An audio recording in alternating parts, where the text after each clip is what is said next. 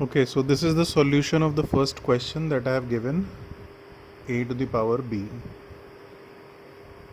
Uh, since in this particular function we need base and power, so what I have done, I have made it base and this is power.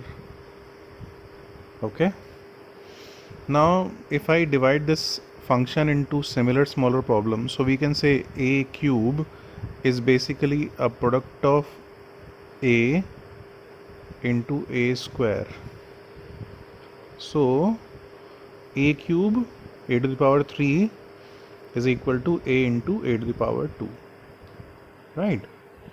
Now if I further divide this, so it will be a into a to the power 1, and if I run it again, then it will be a into a to the power 0, so that will be 1. So this is the terminating condition that I have defined here.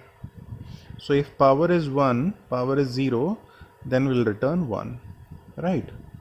And if power is not 0, then what is to be done? Then we have to write this in recursion.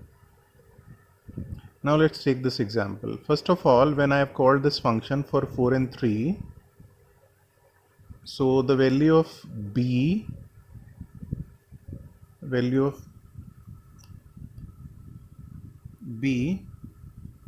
is 4 and p is 3. Okay, now 4 and 3, since p is not 0, so it will return b, means 4 into power of 4 comma 2, because power has been reduced. We'll go back again with new values, that is 4 and 2. This is 4 and 3. Condition again false. B into, next will be 4 into power function with 4 and 1. So our next recursion will be there. That will be 4 comma 1. Now this will be called with next value 4 and 1, and it's not 0, so again 4 into 4 to the power 0. So when it will be called with 4 to the power 0, then it will be 1 and the product will be 4.